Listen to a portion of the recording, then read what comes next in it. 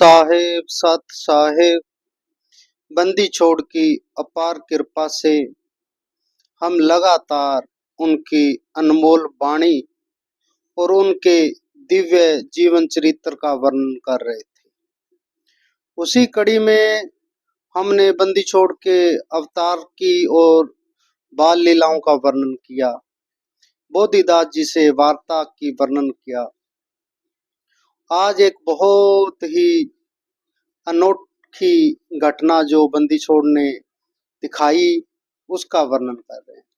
महाराज वर्मानंद जी लिखते हैं, शिशुपना जब बीतिया पोगंड भय शरीर, तब एक अचंबा देखिया मिले कबीर कबीर।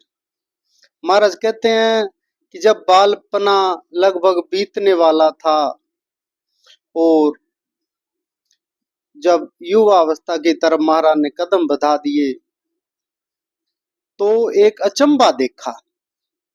अचंबा क्या था? कहते हैं मिले कबीर कबीर। कबीर जी और कबीर जी आपस में दोनों कबीर मिले। तो उस घटना का वर्णन करते हैं।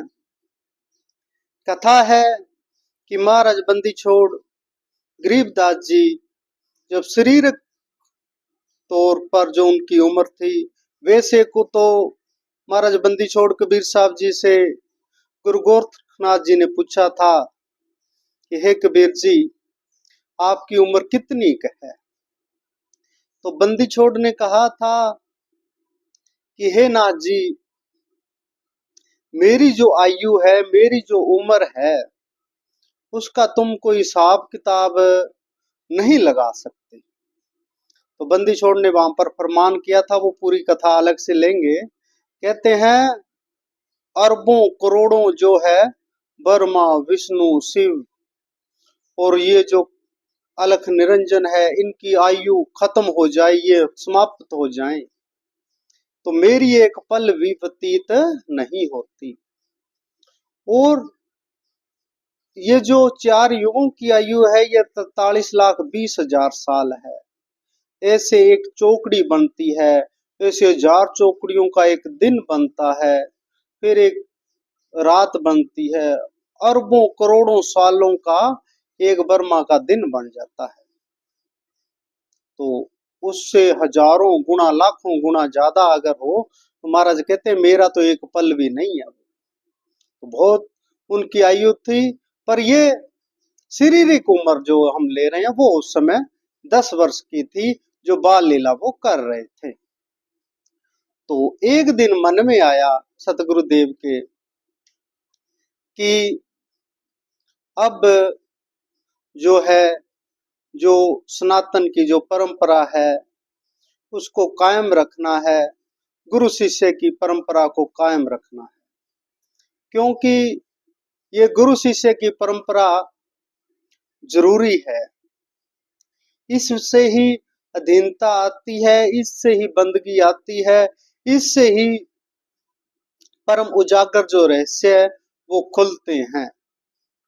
क्योंकि कोई भी जो इस शरीर में आया है, चाहे भगवान श्री रामचंद्र आए, उन्होंने भी वशिष्ठ जी को गुरु बनाया, चाहे भगवान श्री कृष्ण आए, उन्होंने संदीपनी ऋषि को गुरु बनाया, जो अनादि काल में जो हमारे देव थे उन्होंने अग्नि ऋषि जी को जो है गुरु बनाया।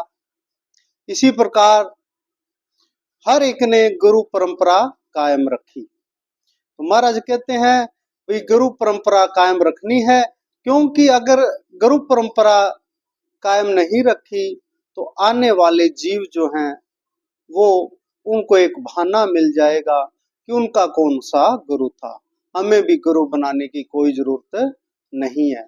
और वो जो है इस अनमोल जो ज्ञान का रहस्य है इससे वंचित हो जाएंगे। इसलिए उन्होंने मन में विचार किया कि गुरु परंपरा को बनाए रखना है। तो बंदी छोड़ एक दिन खेतों में गांव गायें चराने गए हुए हैं, गौ माता की सेवा करते हैं। खेत में जो उनका नाल वाला खेत बोलते हैं वहां पर थे। तो कहते हैं बंदी छोड़ तो एक ही थे, बंदी छोड़ कबीर साहब जी का ही पूर्ण अवतार ही थे, वो ही थे, उनके अलावा कुछ था तो नहीं। पर उनके अंदर एक विचार आया, तो कहते हैं बंदी छोड़ कबीर साहब जी अपने यथार्थ रूप में वहां पर प्रकट हुए, एक साधु वेश में प्रकट हुए, छुडानी गांव में प्रकट हुए, जहां पर अब 2-3 याद दास्त बनी हुई है और एक बहुत बड़ा कबीर महल भी बनने जा रहा है वहां पर। तो जो साथ में गाय चराने वाले बड़े बड़े ग्वाले थे, उन्होंने भी देखा भाई कोई संत महापुरुष आ रहे हैं, उन्होंने नमस्कार किया, प्रणाम किया और कहा भाई साधु संत जी को, आइए विराजिए, आपको कोई जलपान कराएं। तो पूछा भाई हे संत जी आप कहाँ से आए हो? तो बंदी छोड़ कबीर साहब जी ने कहा कि भाई मैं तो सतलोक से चला आ रहा हूँ। कहते महाराज ये कहाँ पे है, कितनी दूर है? कहते हैं कि ये यहाँ से 16 शंख कोश की दूरी पे है। वो कहते भी कोई दूर होगा, कोई गांव होगा, हमें तो पता नहीं। बंदी छोड़ गरीबदास जी भी बाल अवस्था में आके नमस्कार किया बंदी छोड़ को, ए नजर से नजर मिली, एक ही नजर थी वो तो उन्होंने भी प्रणाम किया। कहने लगे महात्मा जी कोई सेवा पानी? कहते भाई मैं कुछ खाना पीना तो करता नहीं, और जो मैं खाता हूँ वो आपके लिए है, आपके पास है नहीं, इसलिए कुछ खाना पीना नहीं है। एक पेड़ के नीचे कहते हैं बैठ गए महाराज। तो बंदी छोड़ गरीबदास जी महाराज कहने लगे नहीं, आपको कुछ तो लेना ही होगा। तो बंदी छोड़ कबीर साहब जी कहने लगे कि अगर बच्चे तुम जिद ही करते हो, मुझे कुछ पिलाना ही चाहते हो, तो मैं जो है बिन ब्याई बच्चिया का दूध पीता हूं, अगर पिला सको तो बाकी जो संग में थे, बड़े थे, वो कहने लगे भाई, मन में विचार किया कि बाबा जी का पीने की कोई इच्छा है नहीं, इसलिए ये ऐसे कोई न कोई बहाना लगा रहे हैं। तरबंदी छोड़ गरीबदास जी तो सब जानते ही थे, वो एक अपनी सबसे प्यारी बच्चिया जो थी उसको ले आए बंदी छोड़ के पास। बोलो लो महाराज जी ये है बच्चिया, पर ये दूध देने लायक नहीं हुई अभी तक। तो बंदी छोड़ ने उस पर हाथ रखा, उस बच्चिया ने दूध दिया, बंदी छोड़ ने वो दूध ग्रहण किया और कुछ दूध बाकी को बोला भाई पीना चाहो तो पी लो। तो प्रसाद रूप में वो बाकी बचा दूध जो महाराज बंदी छोड़ गरीबदास जी महाराज जी ने पिया पान परवाने के रूप में। जब वो पिया, बाकी जितना भी टाइम थोड़ा बैठते हैं, बाकी गांव को चराने के लिए इधर उधर थे, और बंदी छोड़ गरीबदास जी महाराज अपने सतगुरु के पास में विराजमान है। दोनों की बातें हो रही है, नजर हो रही है, हमारे हमारे लिए लीला हो रही है, उनमें तो कोई भेद था नहीं। तो कहते हैं कि बंदी छोड़ गरीबदास जी महाराज जी जो समाधि की अवस्था में बैठे थे ऐसे मान लो, और जो बंदी छोड़ कबीर साहब जी महाराज थे, उन्होंने अपना रूप जो है लोप करके बंदी छोड़ गरीबदास जी महाराज जी के अंदर ही प्रविष्ट हो गए। तो कुछ समय हो गया, उन्होंने भी देखा बाबा चला गया है और गरीबदास बैठे हैं, चलो कोई बात नहीं, बड़े चौधरी हैं, कोई बात नहीं, 10 मिनट बैठा है, बच्चा है अभी। इतने में हुआ क्या, दूसरा पानी लेने आया, उसने देखा भी ये बच्चा ऐसे कैसे बैठा है, हिलजुल भी नहीं रहा, ले रहा, क्या बात है। उसने हिलाया, गरीबा गरीबा किया, तो बंदी छोड़ जैसे कोई मृत शरीर होता है वैसे हो गया। तो उसने बाकियों को आवाज मारी, सब वहां पर पास आए, उन्होंने देखा, नब्ज कोई देखने वाला था उनमें से एक आध समझदार, उसने देखा, नाक पे हार लगाया, देखा तो श्वास भी नहीं आ रहा, कोई धड़कन भी नहीं चल रही। तो इतने में उन्होंने हंगामा डाल दिया, भाई गरीबा मर गया। उनमें से एक दो थे, उन्होंने बच्चे को वहीं पर लिटाया और एक दो जो गांव की ओर भागने लगे और ऊंची आवाज से शोर मचा रहे हैं कि गरीबा मर गया, गरीबा मर गया। जब घर पे ये बात बलराम जी को पता लगी, माता रानी जी को पता लगी, तो उनके तो पैरों के नीचे से जमीन निकल गई। ये क्या घटना हुई। सभी गांव वाले वहां पर पहुंचे, सभी बुरी तरह रो रहे हैं। उन्होंने बाकियों ने बताया, भाई एक से ऐसे कोई बाबा जी आए थे, कहाँ से आए थे, कोई सतलोक सतलोक कर रहे थे, हमें तो पता नहीं।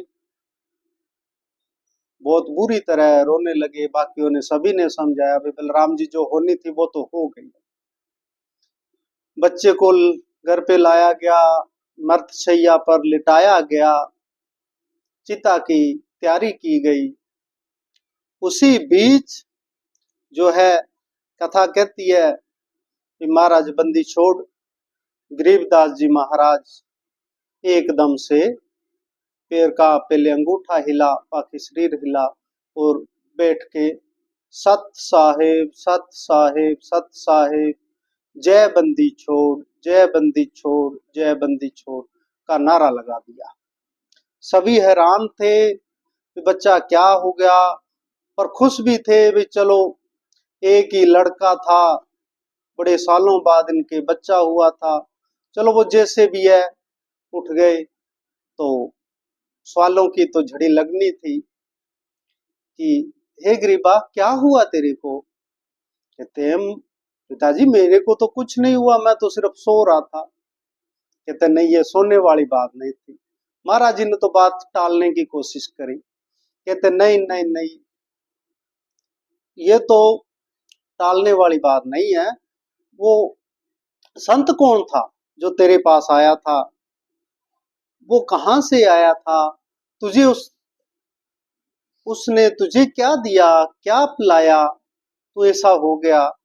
तो बंदी छोड़ ने उस विषय में काफी कुछ वर्णन गुरुदेव के अंग में किया है, अचला के अंग में किया है, अलग अलग जगह भी उस बात का वर्णन किया है।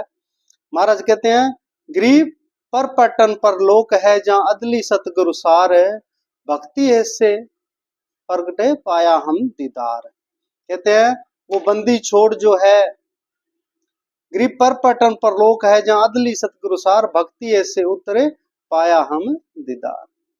कोई पिछला कर्म था, वो परपटन पर लोक सतलोक है, वहां से आए थे। पता नहीं उन्होंने क्या कृपा की मुझ पे, जो मुझे उनके अनमोल दर्शन हुए। फिर महाराज कहते हैं गरीब ऐसा सतगुरु हम मिल्या, सुरत सिंध के नाल, ज्ञान जोग और भक्ति सब दीनी नजर निहाल। आप कहते हो उन्होंने क्या दिया, तो वो तो एक नजर में सब कुछ दे सकते हैं, एक नजर में सब ज्ञान दे सकते हैं, सारा जोग दे सकते हैं, सारा ध्यान दे सकते हैं, सारी भक्ति का रहस्य दे सकते हैं। सतगुरुदेव के अंग में पूरी व्याख्या इसकी, एक एक दोहे की बड़े विस्तार से व्याख्या करेंगे। कहते हैं करीब ऐसा सतगुरु हम मिला, सुरत सिंध के नाल, ज्ञान जोग और भक्ति सब दीनी नजर निहाल। गरीब ऐसा सतगुरु हम मिला, बेपरवाह बंद परमहंस पूर्ण पुरुष, रोम रोम रवि चंद। तो उनके तो रोम रोम में पिताजी इतना प्रकाश है जितना करोड़ों ब्रह्मांडों का नहीं हो सकता। एक करोड़ों सूर्य उसके एक रूम के मुकाबला नहीं कर सकते, ऐसा वो सतगुरु था, वो मुझे मिला। तो कहने लगे कि हे बच्चा वो था कौन, क्या नाम था, कहां से आया था, कहां गया। तो बंदी छोड़ फरमाने लगे, कहते हैं गरीब जम जो राजा से डरे, धर्म राय धरधीर, ऐसा सतगुरु एक है, अदली अदल कबीर। कहने लगे महाराज कि हे पिताजी, हे गांव वालों, वो ऐसा सतगुरु है जिससे मौत भी डरती है। जिससे धर्मराज भी डरता है, जिससे हर कोई ऐसी देव नहीं है, कोई ऐसा लोक नहीं है, कोई ऐसी पावर नहीं है जो उसके हुक्म से बाहर हो। कौन है वो? ऐसा सतगुरु एक है, अदली अदल कबीर। वो तो आदि का भी आदि है, वो मेरे सतगुरु कबीर साहब है। ऐसा महाराज दोहे बोलने लगे।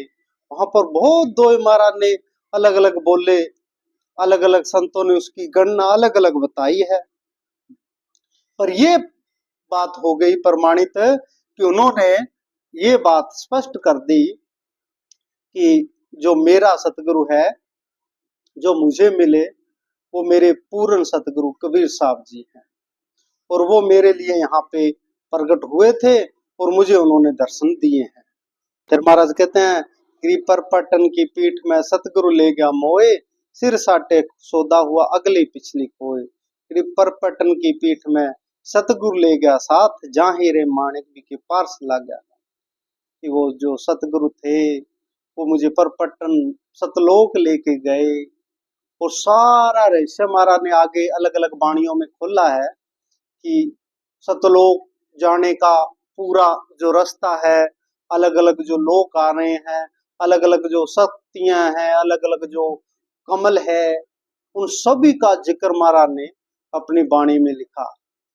उस समय इतने लोग पढ़े लिखे थे नहीं, इतना ज्यादा कोई विचार था नहीं, तो वो कहने लगे भाई बच्चा बोल पता नहीं क्या रहा है, रहस्य की वाणी बोल रहा है, आवाज बड़ी प्यारी लग रही है, बस किसी को कुछ समझ आ नहीं रही।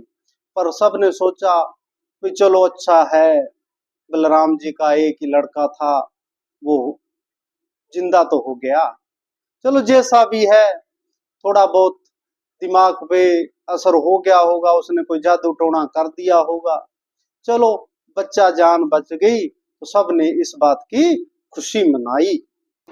पर वो क्या जाने कि ये क्या लीला है। इस लीला का भेद तो बाद में महाराज ने आप ही उनको बुद्धि दी, आप ही सब कुछ दया करी, कृपा करी, तो लोगों को समझ में आया ये क्या अचंबा था, क्या लीला थी। महाराज गरीबदास जी एक जगह लिखते हैं कि जाको को कौन पढ़ावे है, आपे गुरु आपे चेला। वो तो आप ही गुरु है, आप ही चेले हैं, उनको कोई और कौन पढ़ा सकता है, कोई हो ही नहीं सकता उन जैसा। तो वो सिर्फ और सिर्फ बंदी छोड़ ही है, बंदी छोड़ जैसा और कोई दूसरा बंदी छोड़ जैसा हो भी नहीं सकता, उनका एक जो अंश मात्र भी नहीं हो सकता। क्योंकि बंदी छोड़ ने फरमान किया ना, कहते हैं गरीब साहिब से सतगुरु बहे, सतगुरु से बहे साध, यह तीनों अंग एक है, गत कुछ अगम अगाध। वो कुल मालक ही सतगुरु है, वो ही साधु संत के रूप में हमें आके मिलते हैं। इनमें कुछ अंतर नहीं है, अंतर हमारी अवस्था का है, हमारी बुद्धि का है, हमारे ज्ञान का है। जैसे जैसे हमारा ज्ञान बढ़ता है, जैसे जैसे हमारा भजन सिमरन बढ़ता है, जैसे जैसे हमारा ध्यान बढ़ता जाता है, वैसे वैसे हमें उस जो परम तत्व परमात्मा का जो बंदी छोड़ का निज तत्व है, उसकी थोड़ी थोड़ी झलक आने लग जाती है। फिर हमें पता लगता है कि साहिब भी वही है, सतगुरु भी वही है, और साधु संत के रूप में भी वही है। और इस संसार के, इस ब्रह्मांड के हर एक कण कण के अंदर उस कुल मालिक के बिना कोई भी है नहीं, सबके अंदर वो पूर्ण भरपूर है। फिर महाराज कहते हैं, गरीब साहिब से सतगुरु भय, सतगुरु से भय संत, धर धर भेष विशाल खेले याद और अंत।